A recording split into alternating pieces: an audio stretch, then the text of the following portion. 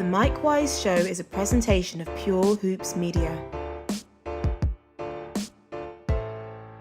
I'm so happy to welcome to the program David J. Stern, a person I've known for, 25 years. I probably came late to him in his tenure, but he's not only the former NBA commissioner, but a person who I think is responsible for putting together the most progressive, inclusive league that is almost known to man. I can't, and I know it's a low bar because sometimes you have to compare yourself to the NFL. No, and I'm not comparing myself to anybody, no matter how. You're not going to get me today. All right, this is good. David Stern at his heart is an old New York lawyer who refuses to lose an argument, and we're going to see how we fare today. But basically, I want to thank you for what you did for basketball. The great Bill Walton wrote up there, the most important person in the history of basketball. I gave him that to write on that. So you told him that? No, I didn't. No. He's very effusive. Tell everybody what you're doing now. I know most people know. Okay, I'm a senior advisor to a venture capital firm, Graycroft Partners, to a investment bank, PJT Partners, and to the NBA. And together, working with John Kozner, who was a former NBA director of broadcasting 25 years ago, most recently is the exec VP of digital for ESPN. Yep. After 20 years there, we have a portfolio of 15 sports technology companies. So I'm busier than I've ever been. Startups. Now, this is coincidental, but do you know this is a startup sports technology digital company? Yes, I didn't or haven't thought of it that way. But it's much more than that. It's got video. It's got talent. I'm not saying that you should invest in us. I'm saying that if you don't, you're missing the boat. Right. You know, there are so many investments that we're not making, and we're missing so many boats that we're going to be stranded on the dock. I have visited with Bruce Bernstein. You have? Oh, yes. So he's one of the first-class people in the organization. He's I used to kill him when he was producing the draft. I guess it was for ESPN. Yeah, he was doing it for ESPN. Yeah, I used to say, okay, if you guys don't, I'm going out to do the pick now, whether you guys are ready or not. And so he would have to, all right, speed it up. David's walking out. He's very fine gentleman. A great guy in 20 different ways. Probably one of the reasons why we're talking today, because you didn't like a lot of the things I wrote. No, actually, that's not true. No, I thought you were writing to the limits of your capability, actually. I always thought, to get the humor stuff out of the way, I always thought that Saturday Night Live missed an opportunity. John Lovett's doing you. Yeah, I would consider that a real compliment. I think he's very funny, and I love him. But you had the same delivery. I don't think I had the same delivery, but that's okay. He's a great comic being. How often do you talk to Adam Silver? I would say we stay in regular touch. Like we're talking once a week, twice a week? I don't even want to quantify it. Okay. Sometimes twice a week and sometimes not for weeks. Yeah. It depends. It's his league, and he's running it, I think, in a spectacular way. Have you made a conscious effort to stay out of his way publicly, and when people? Yes. I not to stay out of his way publicly, but I walked out of the NBA on Feb 1, 2014, made a right-hand turn on Fifth Avenue, and came to these offices. Have you been back since? Oh, yeah. All right. I wasn't back the first year, but since then, what being a consultant means that if somebody dies who no one heard of, they bring me back to do a video tribute. That's my most important consulting role. But we talk, and, there's a lot of history. And we worked together for 20 years, but before that, I was at the NBA for, I guess, 15 years. So a lot of things that I used to say. I not only know where some of the bodies are buried, and I buried some of them, but that got me in trouble once in collective bargaining, so I don't say that anymore. You actually, I remember that. Yeah. And you got in trouble for it? Well, someone somehow thought that I was threatening them. Oh, that you were going to actually take out some people because you have that kind of power. Yeah, which I didn't, never had, but that was kind of funny to me, but that's all. There's been some writers that have shown up in interesting places. I'm just saying. Yeah, like along with Jimmy Hoffa. Right, exactly. You better be careful today. I don't even have to say who my guest is. Everybody knows David Stern. Eric Newman, the gentleman who's filming right now, brought up a great point. We were doing a rehearsal before this came on, and he said, when was the last time David Stern was asked who his mentors were? And I got to think that Larry O'Brien was one of them. But if you had to go back and think about who really made you, I would say the three people stick out in sort of reverse order of the timing. Larry O'Brien showed me the true meaning of the word politics. He would say, "Okay, what do I have to get done? Just tell me. I don't have to spend a fortune of time doing it." And then he began moving it. By way of example, in 1976, the owners voted, after they settled the Robertson case, that they would not merge with the ABA. We will not merge. So Larry said, "What should we be doing?" He said, "We should be merging, Larry." So he said, "Okay, let's work on it."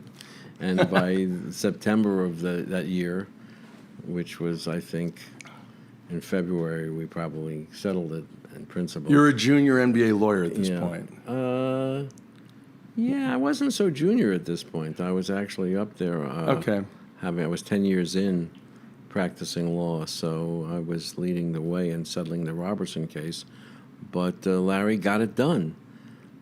Before that... and right there, you learned flexibility. Flexibility, but also think it out. How do you see, politics is the art of getting something done. I don't know what the dictionary meaning is, but politics is the art of accomplishing something that you want to get done.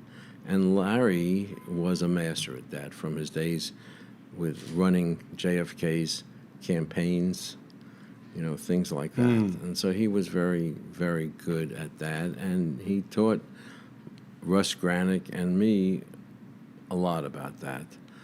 Before that, there was a gentleman by the name of George Gallants at the Proskauer firm where I practiced law. And George was a stickler for detail, but always had time for a good joke. And so he kept me on a very tight leash when it came to writing and correcting and being focused on what was important. So it's the old story. I think Pascal said it. If I had more time, this letter would be shorter. And that's what George taught about the relentless pursuit of perfection, as we used to call it. And other than that, before that, it was my dad who ran Stern's Delicatessen. And tell people where that was. That was at 8th Avenue and 23rd Street. And what did it become? I passed by it recently. I don't remember. It's become something else. Although it might still be a deli. I'm not sure. The block moved, but it was an old-fashioned block.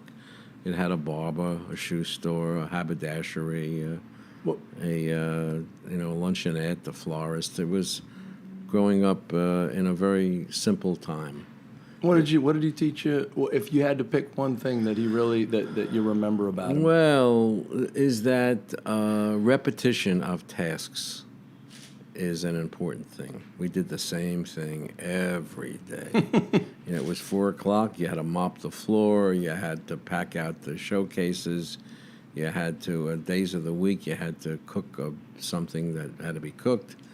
It wasn't a sit-in deli. It was just an old-fashioned deli that you came in and it was a time.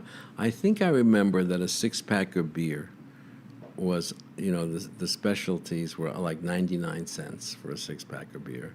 For a six-pack of beer. Yeah, and a container of milk was 19 cents. So What are you, 150? I'm dating myself. Yeah, I am old, but it's fun to recollect. And That's great. And the other thing I remember is that I could never exactly please him. That's what fathers are for.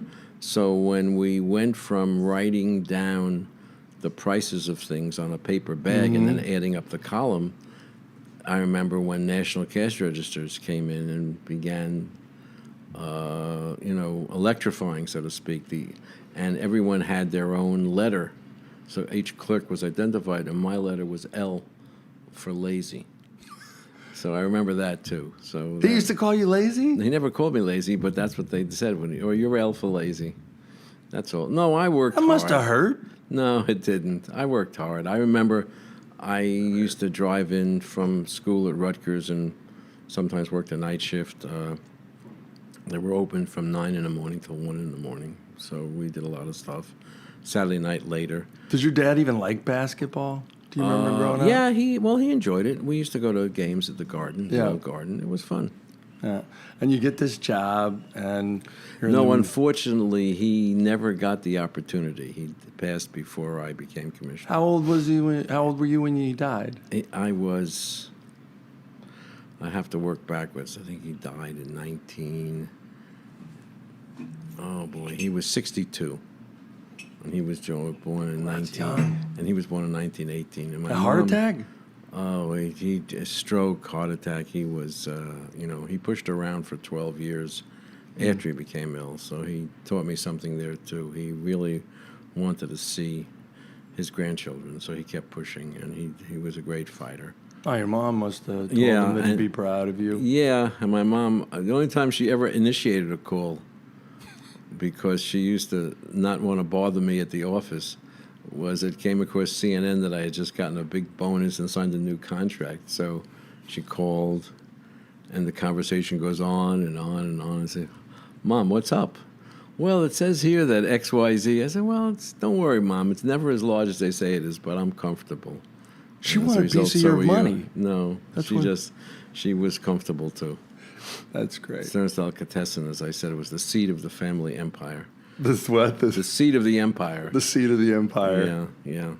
You're rising up the ranks. You're seeing things going on. I always thought that it's cliche now, but the NBA was too black and too drug-addled. And I look back at those times, and I don't know if that was as much reality as that's what society thought of it. And that it was almost more of a problem of society not accepting the black athlete as much as they do now. Well, but that's something I'm very proud that our society was as we projected it would be. We got a small group of us together, and we said, look, guys, we've got the best athletes in the world playing the most exciting game, and we're going to keep saying it until it comes true. And we said it and said it and said it. I was the 24th employee of the NBA, believe it or not.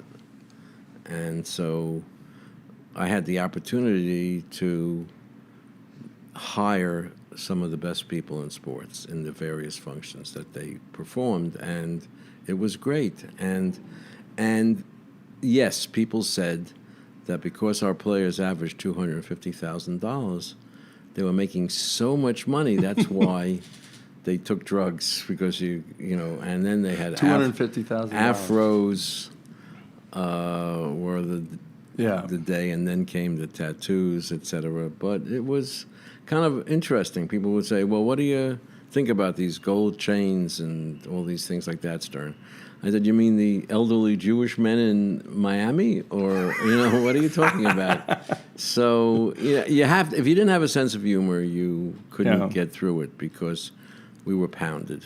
We were really pounded. There was a push and pull, I think, about... And it's still going on in some ways, but I think most of it has been eliminated over time, is how authentic is someone allowed to be? And I remember this, and I'll use two real quick examples. One was, there was a time when, either Michigan or somebody else ushered in the era of shorts that looked like tents, and they were down to your knees, and you put in a rule that people were measuring shorts in the locker room, and everybody at the time was like, David Stern's turning into a dictator, and he's not letting especially African American players be who they are. And then let me give you the contradiction here, and the thing that would turn it around. Your own Hoop magazine, the in-house magazine, has a cover story of Allen Iverson, and Allen Iverson is tatted up, and someone airbrushed his tattoos, and you were furious. You thought that Allen Iverson should be portrayed as he is. Right. And so could you talk about that push and pull as a commissioner, and how you don't want to alienate your customer base, but you also want to let these people be who they are, irrespective of white, black, whatever? No one ever asked me about that, and I was crazed on the subject of Allen Iverson's tattoos being it was inauthentic. There's tattoos being so-called whited out, so to speak. That was terrible. Did you fire the guy, or did you just tell to reprimand him? No. We say you got to keep at it until you get it right. That was the penalty, was to suffer me for a longer period of time. But actually, I don't find those to be at opposite ends of the spectrum, actually. You need certain rules. It's the obligation of the commissioner to have rules. We don't let players play in long pants. They have to wear what's prescribed. And so and when we began sort of shortening the shorts, so to speak, they ordered bigger sizes. It was a game that was being played, and it just looked silly to me as it happened. I don't think you had to be in John Stockton short shorts. That's a name that half of your listeners won't remember, which is tragic. He was. Do you think people remember Stockton? Stockton and Malone. I mean, I don't know, how long ago did he retire? Well, it might have been the very end of the maybe it was early 2000s. All right, so it could be 19 years ago. Right, and maybe you could 15. be right. Okay, so if you were 10 years old, now you're 25. Julius who? Yeah. It's Oscar who? But that's what happens. Well, that's why I love to see RWB, Russell Westbrook, being lauded for his triple doubles, because it enables people to be informed that Oscar did it for a whole year. Which is still crazy. Which is crazy. Yeah. And that's how good he was. And, even as it relates to Wilt or Bill Russell, everyone says to me, well, what do you think, LeBron or Michael? And I say, Bill Russell. He has 11 rings. You tell me. I'm taking LeBron in a game of one-on-one. Okay. I take Russell. Well, Russell now, yeah. I mean, Russell now, I don't think he could beat Russell at the time. That's what I mean. I'm not asking an 85-year-old man to play a 35-year-old man. I think he could block a couple shots at 85. He probably could, but that's a different issue. That's a different issue. Whether he takes the faker or not is the question. I don't think he does. He's still pretty sharp. I think that's right. I'm talking about Russell at his prime, in fairness. And he was a great player. It's the evolution of the game is crazy. I think it's ridiculous things like if you took the old Chuck Taylors and threw them out and gave those players the shoes they have today. I mean, it's like Tiger with the golf equipment that he has today. Well, or Rafa with his Babolat racket, which is cheating, really. I don't mean it in a serious way, but I use it now. If he was using the old Stan well, it was the Smith. Kramer Wilson or it was the Dunlop. I just switched out my Wilson that Roger uses for the Babolat that Rafa uses, and it has increased the depth of my shot without me changing a thing. So it's really interesting to see. And one of the tennis pro at my club said that that's cheating using a Babolat. I said, okay, let me in on it. I'm ready. You still play tennis regularly? I'm back at it. I had 4 years off because I had a knee replacement, a partial knee replacement, and a hip replacement. So I'm now bionic, and I'm back on the court. Did you do all this after you were commissioner, the surgeries? Yes. I feel like you put them off for a long time. Well, yes. In fact, what happens, and your listeners should understand this, if you have a very bad knee, which I had for a long time, it didn't stop me from skiing, from hiking, from biking, walking, etc., but it did cause the opposite hip to go because I was favoring my right leg because it knocked off my left hip. And so then I had to have the hip replacement first. And then I had a partial knee on the left knee, and then I had a full replacement on the right knee. So, go no. You go under, did any of that, and some of your contemporaries have passed. Your father passed at 62. Has any of that put you in touch with your own mortality a little bit? I'm great at denial. I don't even think about it. Really? No. So you don't think about, like, any... Well, your last years or what you want to do before you leave the earth? No, I want to be I want to be busily engaged, and that's it. That's what I want to be doing.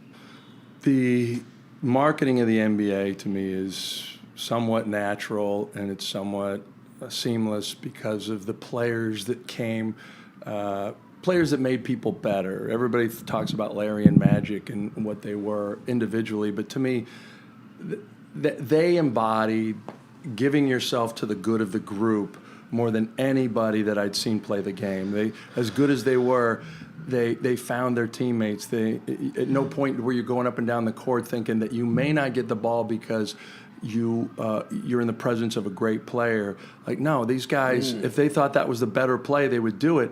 That was the natural part of the marketing. Go ahead. I was going to get to you and what you did for it. No, that's exactly right. I think that it's a cliche, but it's true, and many cliches are, that the greatest players make the ones around them better. And as a team, they achieve great results. So, watching Magic on the wing smiling as he goes behind his back to give it to someone who's going in for a quick layup, or Larry taking a step back to see whether he should shoot it or someone else should. It was great fun. And if you ask me what the thing is that I'm most proud of, is that the players of the NBA, when I first got involved, were like in the basement of the celebrity pyramid. Oh. And now they're at the tippy top. If they would have showed up at games, their own games, people wouldn't have known some of them. Yeah, and so now they're very well known, and they speak out, and they do all kinds of interesting things, and they are, as a group, very charitably inclined. Well, so we really, I really enjoy watching them, and I actually enjoy watching Adam, my successor, which I think is a complete blessing for a retired so-called CEO. Yeah. Because I'm watching someone who worked with me for 20 years in 5 different jobs, all reporting to me. And people think you liked that, didn't you? You liked the power. No, I didn't like the power. I guess I enjoyed the outcome because all of my colleagues were so talented.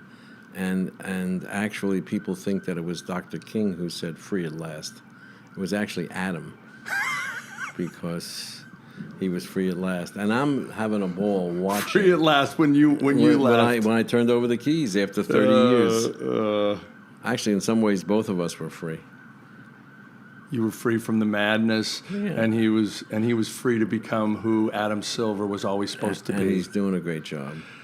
Before I get to the marketing thing, you put me on something that I need to get to.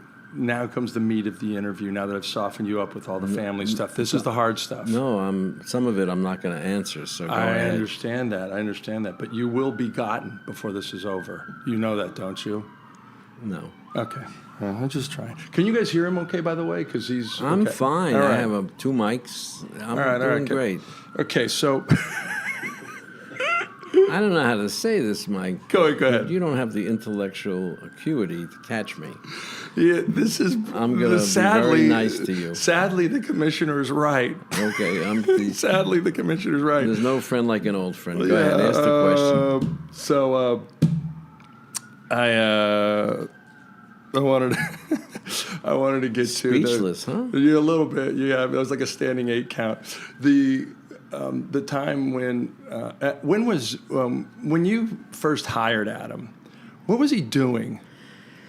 He was an attorney at a leading New York law firm, looking at his career options, and Okay. he came to talk to me because he was a litigator, and he was at Cravath, Swaine and Moore, one of the leading firms in New York. He was about to consider going to the U.S. Attorney's Office. That was a career path that is not unusual. Yeah.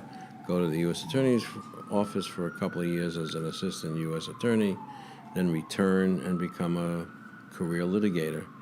And I said, if you're prepared to work that cheaply, you should come to work with me, and you'll be my special assistant. So Adam started as my special assistant. Then he became the chief of staff. Then he became senior vice president of something. And then you put him into, and then he was the president of NBA Entertainment. President of NBA Entertainment, then deputy commissioner. Yeah. And the only thing wrong with all of those 5 is that they reported to me. So he really well. You learned at your. It was fun. You learned at your knee, and it is so rewarding to have a in-house successor who is known to everybody and knows everybody. So it was a seamless transition, and we had a great time doing it. Was there? Russ Granick was obviously deputy commissioner for a long time. He was not only a personal friend, but somebody that was as loyal to you as anybody.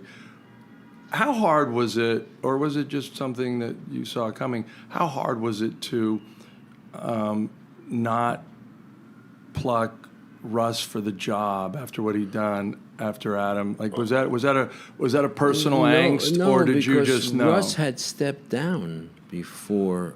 But he wanted that job. I assume that. I thought he was. We used to joke about it. He would feed me all kinds of things that would increase my cholesterol, but it wasn't successful. He was trying to knock you off. At some point, he decided that he had a good run. He enjoyed his life, and he was going to play more golf. So there wasn't a moment when you had a conversation with him and said, I really think the way the league is going and with how I see the future transpiring, that Adam would be the better choice? Or no, there was not. never that? Never that. Okay. No. It was, Russ stepped down a number of years before because Adam became deputy commissioner, which Russ was. And if I had stepped down years earlier, I would have heartily recommended Russ for the job. So you basically took Russ's tenure by yourself?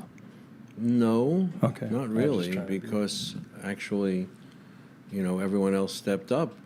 Joel Litvin was there, Rick Buchanan, Bill Koenig, right? Not to mention Jeff others. Mishkin. Jeff Mishkin. As we've come on, I was blessed with a string of very talented people who could do the job completely. Gary Bettman was doing the job, and he's now had a wonderful career leading the NHL. He was a general counsel for 12 years. So. You may be the only commissioner that hasn't been booed, by the way. No, I've been booed. Have you? Have you ever been to a good draft? Oh, that's true. In Brooklyn? Yeah, My that's God, true. It's yeah, great. That's true. I think it's great. I usually hold my hand up to my ears so they can get louder. So when you marketed the NBA, and Eric was sending me these commercials. I looked a couple of them on YouTube, and I know you approved all of them. You got people involved that...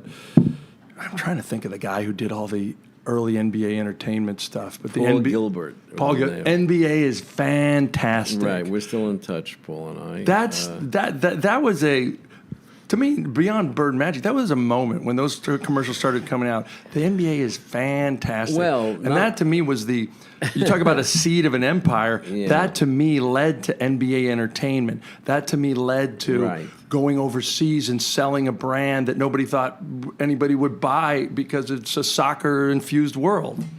Well, I think that actually to this day, the principle behind all of our marketing, I think, is that the game is great. Use it. Yeah. And NBA action, it's fantastic. You know, we used to have the 1812 overture underneath laid out, and the making these bombs. You know, I was going to say 3-point shots, but that was probably before there was a 3-point shot at some point. And the action spoke for itself, whether it was the action on the court, the excellence of the players, or the fan reactions. We would always do that. And then I prematurely moved on to I love this game. Even though it was an effective campaign, cabbies would still stop, see me in the street, and say, it's fantastic. Cabbies would stop in New York and see you in the street and say, it's fantastic. That's exactly right. That's a legacy right there. You talk about like giving your players Q ratings. No, they still stop and they say, what are you going to do about the Knicks? And I say, hey, talk to Adam. That's not my job. This year I said it's going to be great. At one point, someone stops me and I said, oh, don't worry. Next year, the Knicks are going to get Zion in the draft. They're going to sign KD and they're going to sign Kyrie. They said, really? I said, how the heck would I know? Yeah. Yeah, we'll go, at the very end here, I want to get into the ridiculous conspiracy theories over the years and get your quick lightning round answers on them. But I knew that David Stern was not out to punish the rest of small market NBA world when the Knicks actually left the bench and they were all suspended. If there was ever a time when you wanted the Knicks to get in the finals, that would have been it. And you went by the letter of the law. That's what you have to do. And otherwise, the rule is meaningless. Yeah. And so when I thought that moment, I go, if there was a chance to get the Knicks in the finals, I thought they could have beat the Bulls that year. But what do I know? I was covering. What I was forced to say was it was an IQ test. It was an IQ test. If you leave the bench, you get suspended. Now, what part of that don't you understand? Right. If you only go to mid-court, Patrick Ewing, you're still suspended. Yeah, that's exactly right. No, that was it's a heart-rendering. Jeff Van Gundy still kicks himself for not holding those guys back. When you've seen the photo, all you could do is grab their leg. Doesn't stop anything. Right, you're right. What year did you actually go into business, I guess, with China? Well, we went into business in China, not with China, in around 90. You know, it gets pegged at different years, but I think it was 90 when years before Abe Poland had taken the bullets to China, or maybe even Larry Fleischer, the head of the union, had taken a pickup team to play in China. But in 1990 or thereabouts, we gave CCTV, China Central Television, tapes of our games to play on Chinese television. So put it at or about 1990, and we told them we'd split the advertising revenue with them, and I sent them checks even though we couldn't sell anything. Just because you knew that the exposure was enough. That's the way. If you can get people following your game and your stars on television, you can do it. Oh, my favorite story is the guy from Argentina. You know him, Adrian. He walks into your office and he says, I wanted to put tapes of the NBA on in Argentina, and I know that people won't watch them because we love Maradona and soccer, and you sold him the rights to these tapes for $1,000. Did we get that much? Yeah, you got $1,000. us. And this guy starts showing these tapes, and then I'm at the finals, and he's telling me the story, and Manu Ginobili looks at me and he goes, yeah, and because Adrian put those videos on, I didn't want to be the next Maradona. I wanted to be the next Michael Jordan. And he had a poster of Michael Jordan above his bed as a boy. And That's, that to me is the NBA right there. The Mike Wise Show is a presentation of Pure Hoops Media.